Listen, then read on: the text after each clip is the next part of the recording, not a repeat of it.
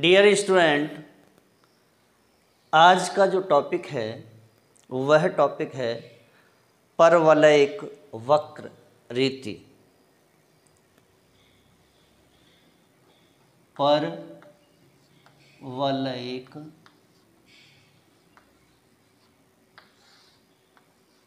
वक्र रीति यानी पैराबोलिक कर्व मेथड। अब देखिए, परवलयिक वक्र रीति को समझने से पहले अगर आप मेरे चैनल पर नए हैं तो चैनल को सब्सक्राइब करें, लाइक करें, कमेंट करें, बेल आइकॉन का बटन अवश्य दबाएं, साथ ही सब्सक्राइब करना ना भूलें। चलिए वीडियो स्टार्ट करते हैं। लाग्रेंज की रीति की भांति ही परवलय वक्र विधि भी सार्वभौमिक रीति है, जिसकी सहायता से किसी भी प्रकार की आंतरगणन व बाह्यगणन की समस्या का हम हल कर सकते हैं, परंतु क्रिया जटिल होने के कारण व्यवहार में इसका जो प्रयोग है वह प्रयोग बहुत ही कम किया जाता है, जबकि पदों की संख्या कम से कम 3 या 4 हो और स्वतंत्र चर मूल्यों में अधिकतर समान व थोड़ा अंतर हो। अब देखिए, इसका आधार क्या है, तो इसका सबसे पहले हम आधार देखते हैं, यानी बेस। अब देखिए, बेस में यह रीति इस मान्यता पर आधारित है कि दो समंक श्रेणी में परस्पर गणितीय संबंध होता है, जिसके आधार पर परवलय वक्र का आसंजन करके x के किसी मूल्य पर आश्रित y का मूल्य अनुमानित किया जाता है। nवें घात के परवलयिक वक्र का समीकरण है वह क्या है, तो जो समीकरण है वह समीकरण है y = a plus bx plus cx plus dx plus ex। आगे अब यानी y = a plus bx plus cx का स्क्वायर प्लस dx का क्यूब प्लस ex की घात 4 ... जो भी है वह nx n हो जाएगा। क्या होगा? nx की घात n हो जाएगी।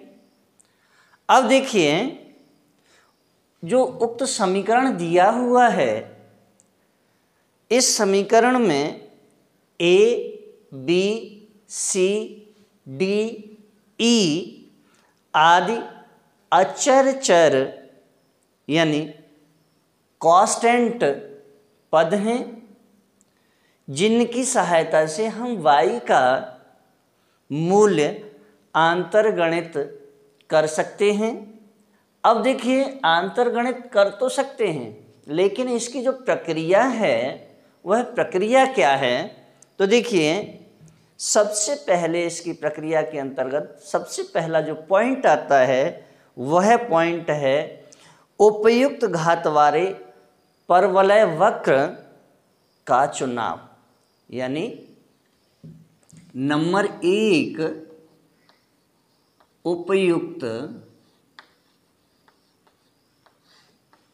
घात वाले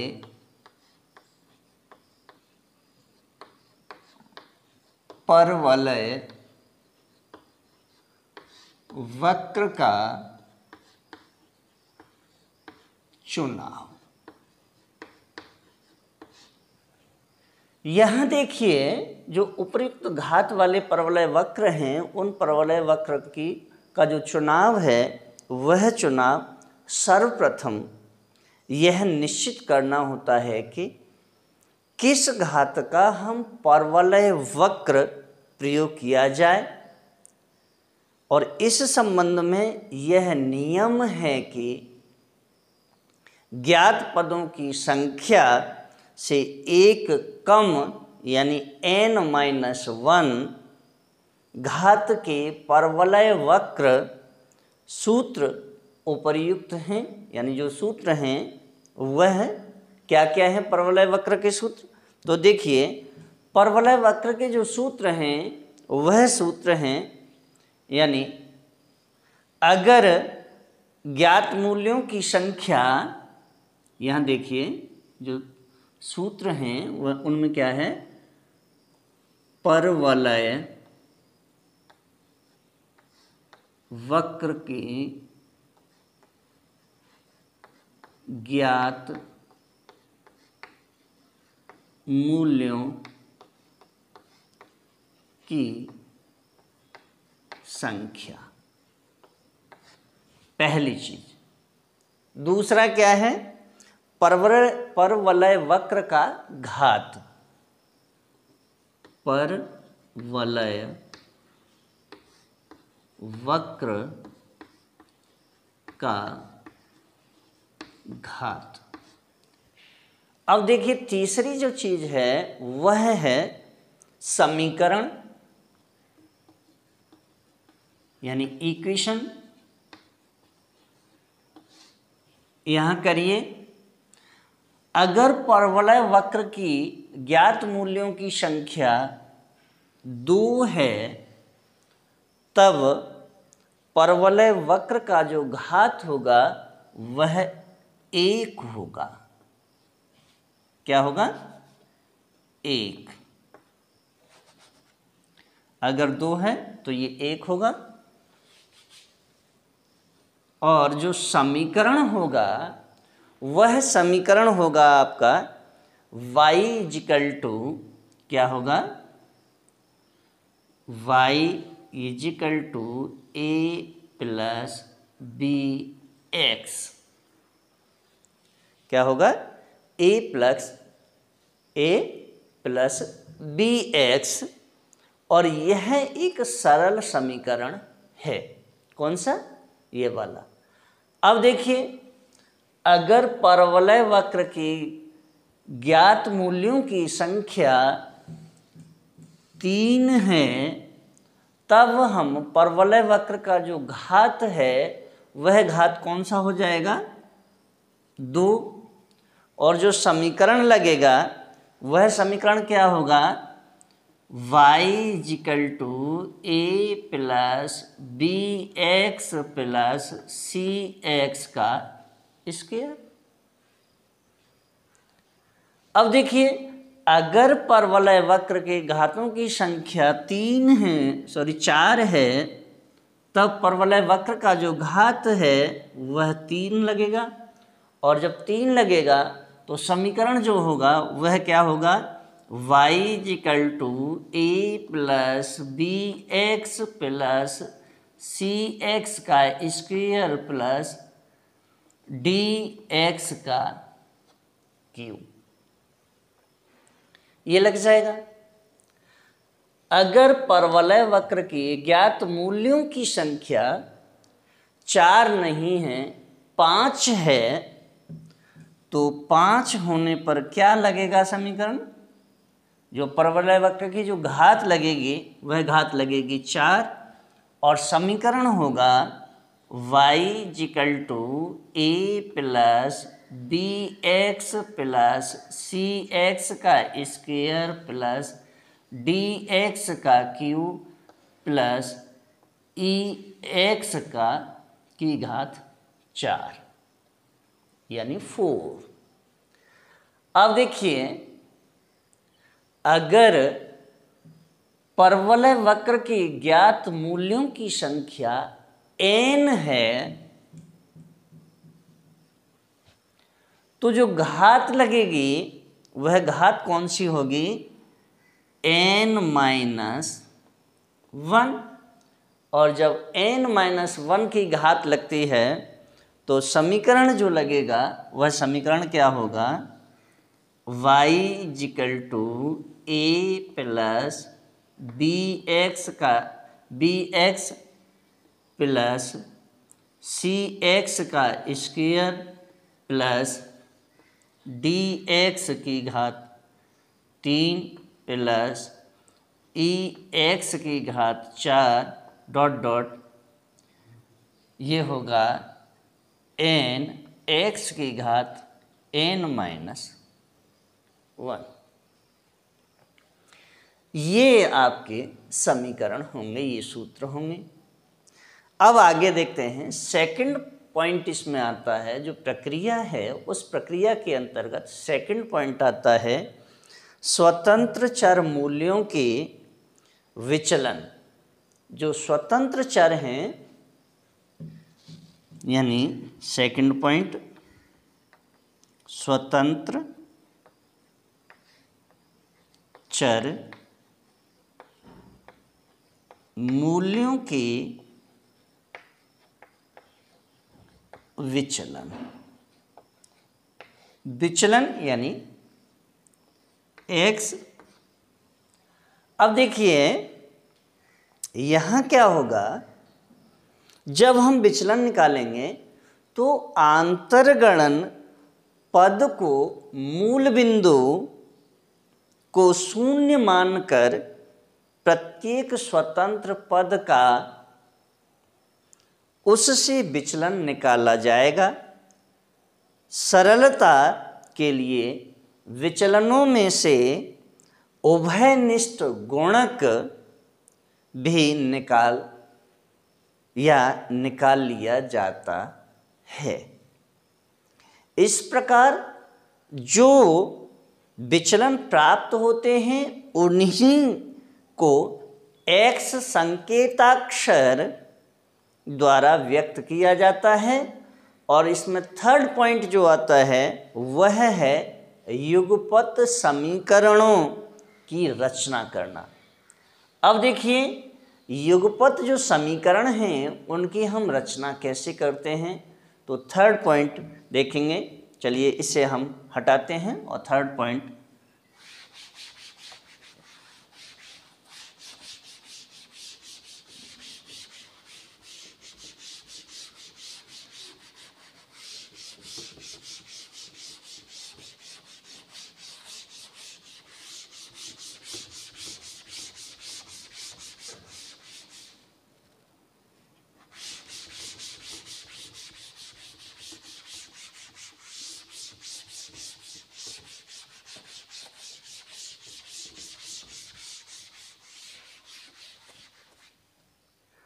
अब देखिए युगपत समीकरणों की रचना।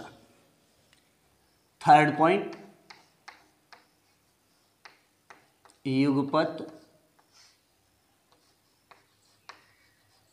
समीकरणों की रचना।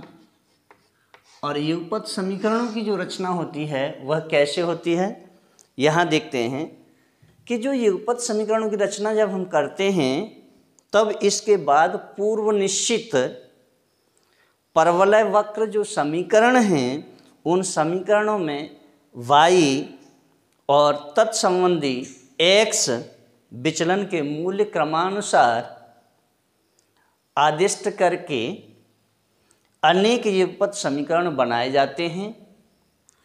इन्हीं समीकरणों में से एक समीकरण क्या होता है, y = a। क्या होता है, y = a आता है। और यह जो प्रक्रिया है इसे हम सामान्य बीजगणितीय क्रियाओं द्वारा युगपत समीकरणों में से एक समीकरण को निकाल सकते हैं। अब देखिए कैसे निकालेंगे। यहाँ मैं एक क्वेश्चन आपके समक्ष सॉल्व करूँगा और वह क्वेश्चन है, निम्न सारणी किसी फर्म की गत वर्षों की बिक्री प्रस्तुत करती है। परवलय वक्र रीति द्वारा उसकी वर्ष 2001 की बिक्री को अंतर्गणित कीजिए। क्या है? वर्ष दिए हुए हैं, वर्ष कितने दिए हैं, यानी 1995। नेक्स्ट है 1999, 2001,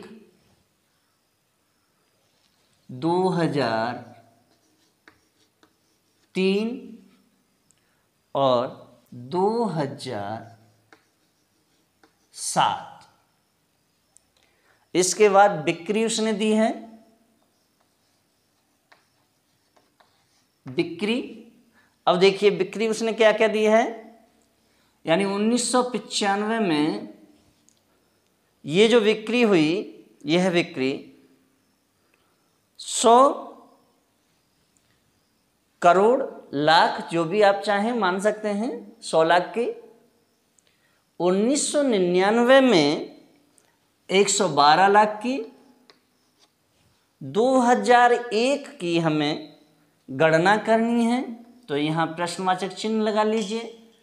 2003 में जो बिक्री हुई है वह हुई 136 की, और 2007 में जो बिक्री हुई यह 180 लाख की हुई। अब देखिए सबसे पहले हमें क्या करना है, टेबल बना लेते हैं।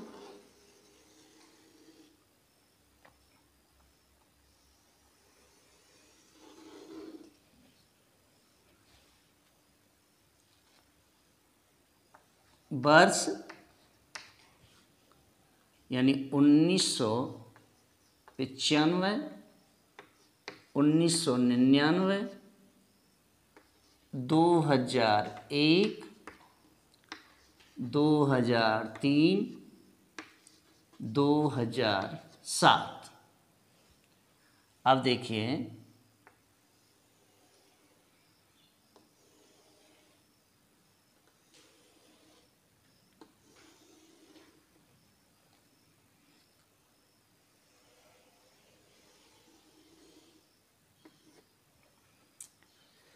यहाँ दिया है उसने, हमें विचलन निकालना है। विचलन, विचलन क्या किससे निकालेंगे? x से, x का विचलन निकालेंगे। और तो देखिए विचलन इसे हमें निकालना है, तो ये 0 हो गया और ये भी 0 हो गया। अब देखिए विचलन जब हम निकालते हैं, ऊपर वाले माइनस नीचे वाले प्लस होते हैं, ये तो आप जानते ही हैं। तो देखिए यहाँ क्या हो जाएगा, यानी -1, -2, -3, -6। नेक्स्ट निकालेंगे +1, +2, +3, +6, और इसके बाद में हमें क्या देखना है, बिक्री। अब देखिए बिक्री क्या दी हुई है, यानी 100 लाख, 112 लाख, ये प्रश्नवाचक चिन्ह, और ये 136 लाख, नेक्स्ट 180 लाख। अब देखिए हमें इसका समीकरण बनाना है।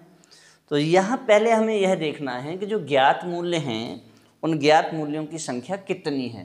तो देखिए 1, 2, 3 और 4, तो ज्ञात मूल्य कितने हैं? 4 हैं।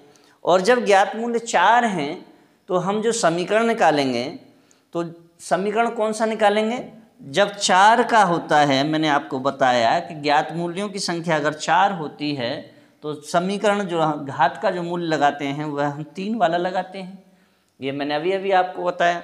तो जो समीकरण लगाएंगे वह समीकरण कौन सा लगाएंगे हम, देखिए y equal to A plus B X plus C X का स्क्वायर प्लस डी एक्स का क्यूब, ये वाला समीकरण लगाएंगे। अब देखिए इस समीकरण से अब हमें क्या करना है, ये सारी चीज़ें ज्ञात करनी हैं। तो कैसे ज्ञात करेंगे, चलिए इसको भी बताते हैं। तो उक्त समीकरण जो दिए हुए हैं, जो मैंने समीकरण अभी आपके समक्ष निकाला है, उसके जो ज्ञात मूल्य हैं, उन ज्ञात मूल्यों की जो संख्या है वह संख्या हम अब इस समीकरण में समाहित कर दें, और समाहित करने पर जो समीकरण बनेंगे वह 5 समीकरण बनेंगे। और देखिए कैसे कैसे करना है, यानी सबसे पहला समीकरण y का मूल्य हम 100 रुपये ले लेते हैं, यानी 100 लाख। तो पहला समीकरण क्या होगा, फर्स्ट, या चलिए बाद में डाल देंगे 100। अब देखिए इजिकल टू क्या होगा, a प्लस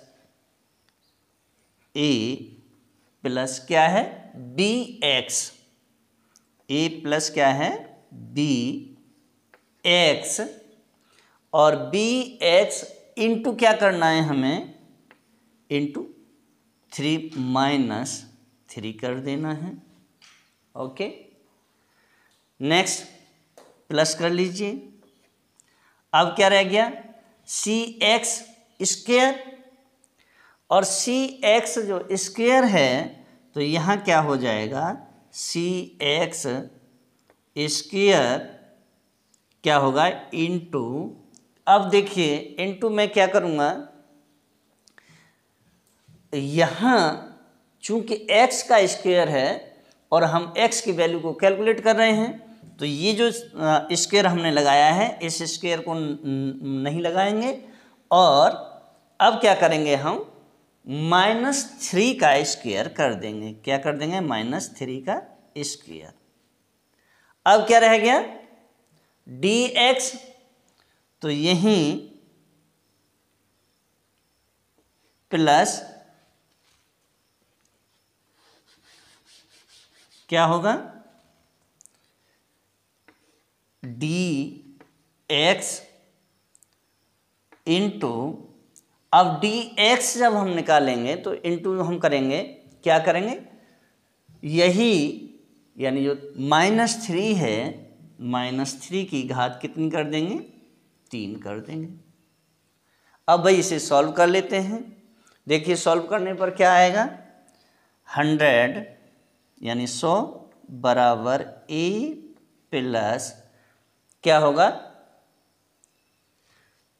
अब इसका इससे मल्टीप्लाई करेंगे तो क्या आएगा, ये वैल्यू जो होगी यह वैल्यू होगी, अब ये माइनस की है तो यहाँ प्लस का निशान है।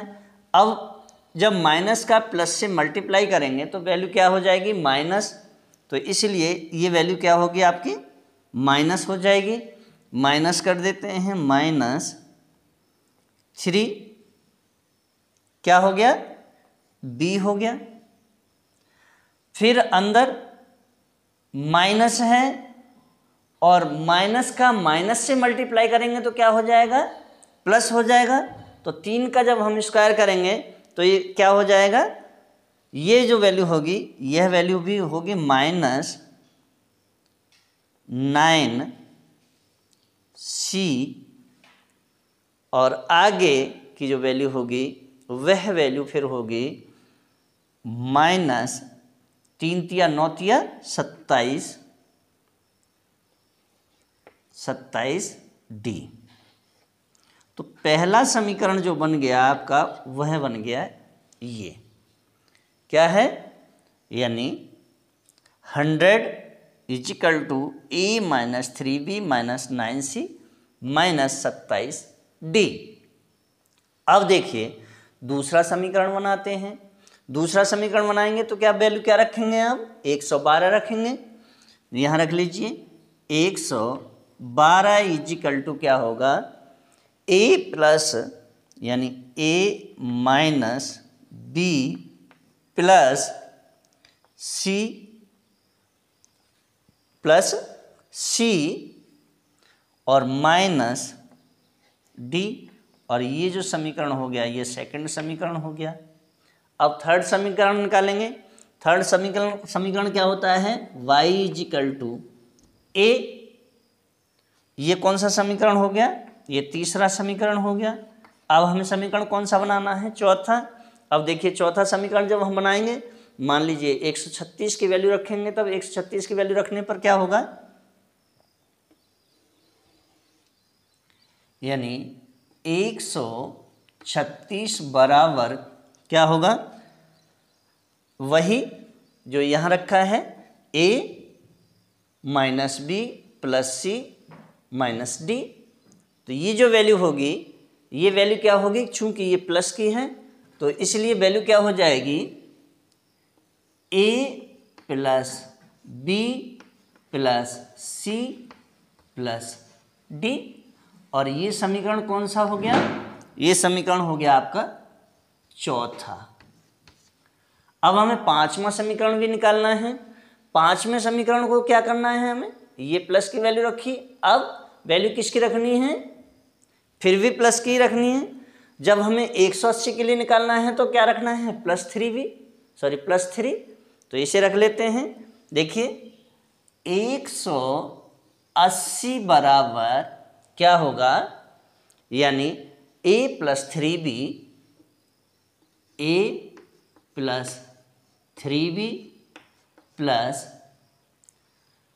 9c plus 27d। और ये पांचवा समीकरण होगा। अब देखिए समीकरणों को हमें सॉल्व करना है। अब ये मुझे टेबल हटानी पड़ेगी क्योंकि जगह नहीं है। चलिए देखिए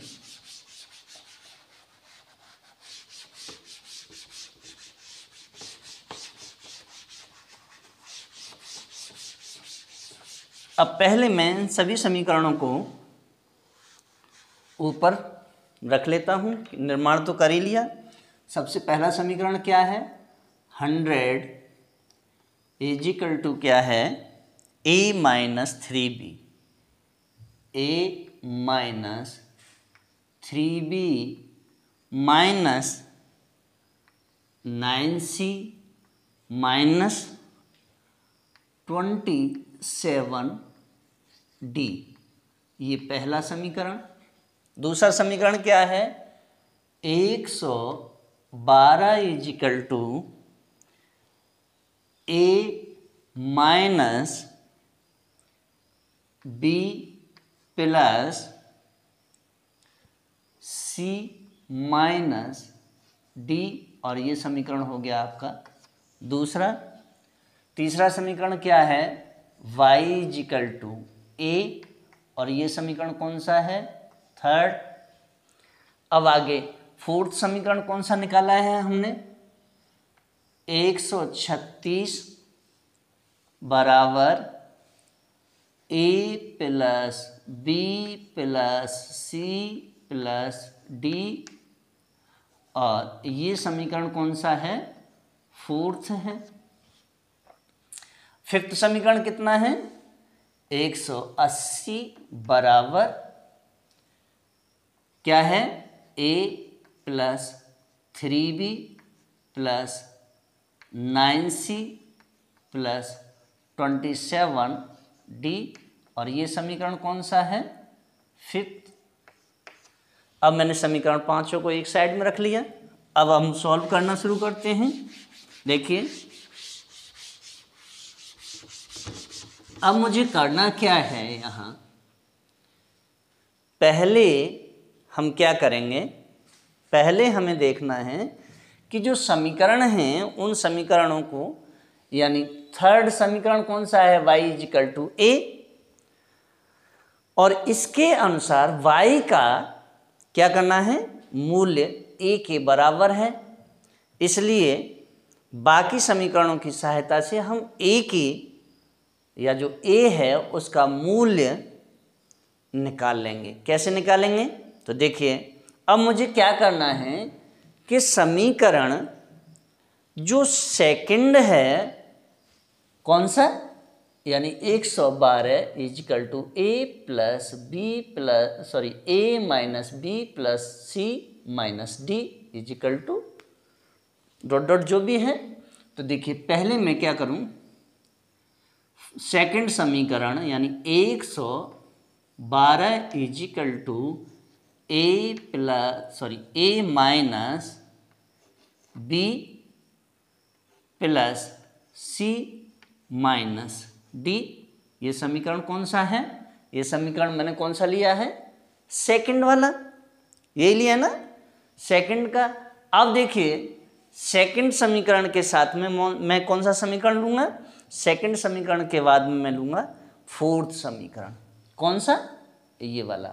तो देखिए 136 बराबर A plus B plus C plus D, ये मैंने दोनों समीकरण ले लिए।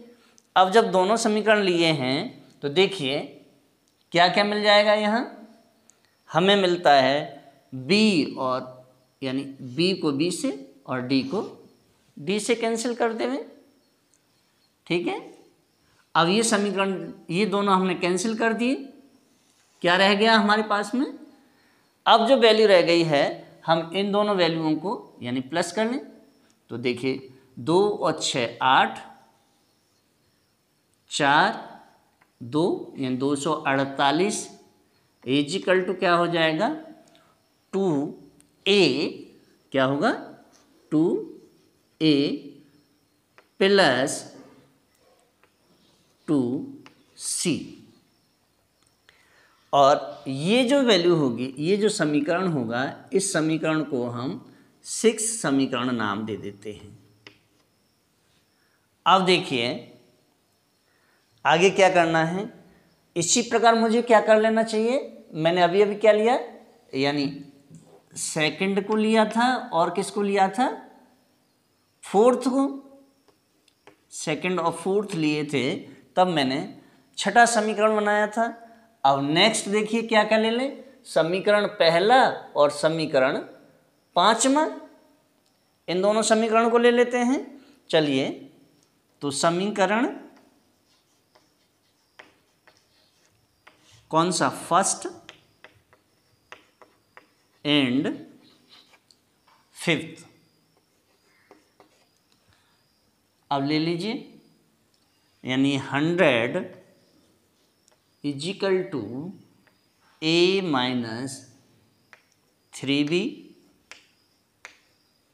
माइनस 9c माइनस 27d, और ये समीकरण कौन सा है, फर्स्ट।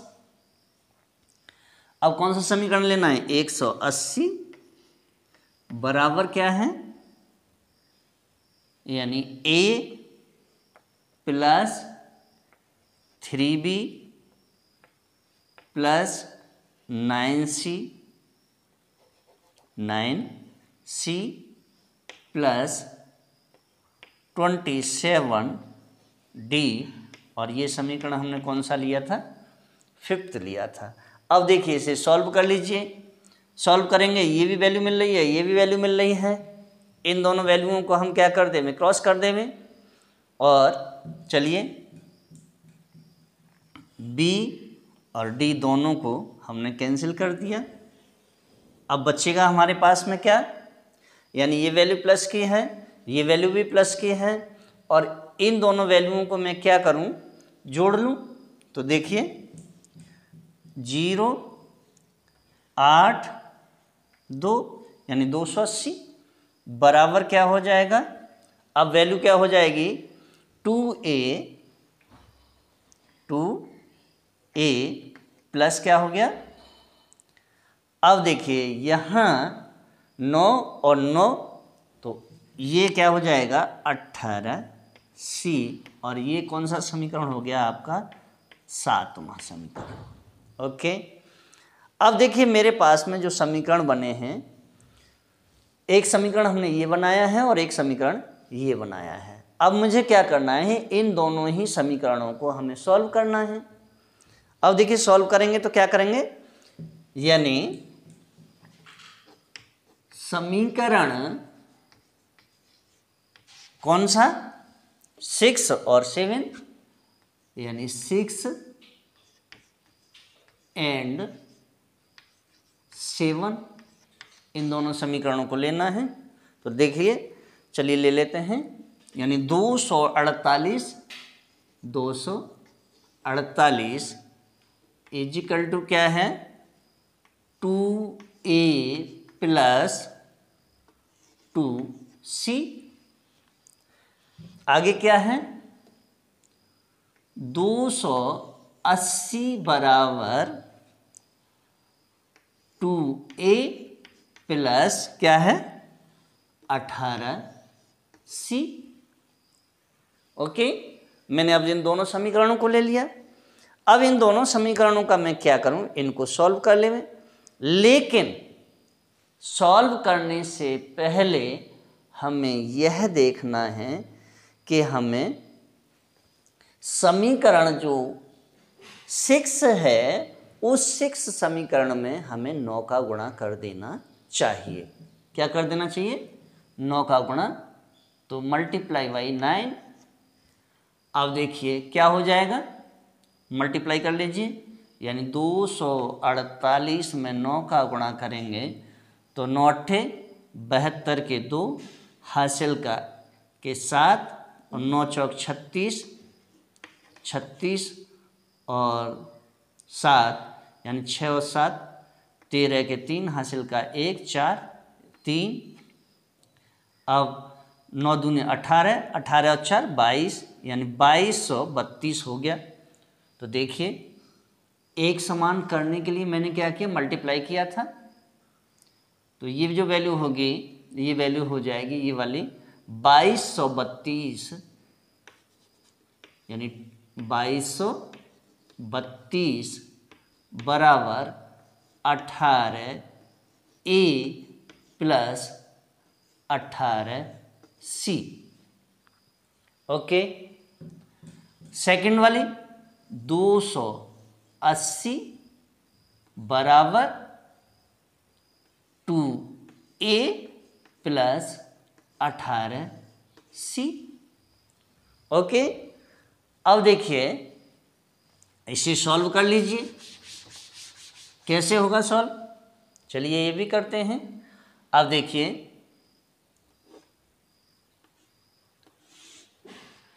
क्या करना है, हमें घटा लेते हैं, ये वाली वैल्यू को कैंसिल कर लेते हैं, और देखिए ये किसकी है, माइनस की, ऊपर प्लस की, तो ये हो जाएगा 16a इजिकल टू क्या हो जाएगा, ये भी माइनस की है और वो प्लस की है, तो देखिए क्या रह जाएगा, ये माइनस और प्लस की है तो इसे माइनस कर लीजिए, यानी 2 13 में से 8 गए, यानी 8 5 13,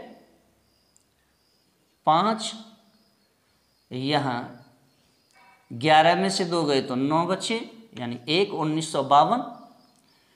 अब देखिए क्या रह गया, 1952 इजिकल टू 16a, तो a बराबर क्या हो जाएगा 1952 अपॉन 16 इजिकल टू क्या हो जाएगा, तो निकाल लीजिए। अब निकालेंगे, जब सॉल्व करेंगे तो इसका भाग हम इसमें देंगे, यानी 16 1 16, कितने बचे 3, 16 दूनी 32 और 16 दूनी 32, 122।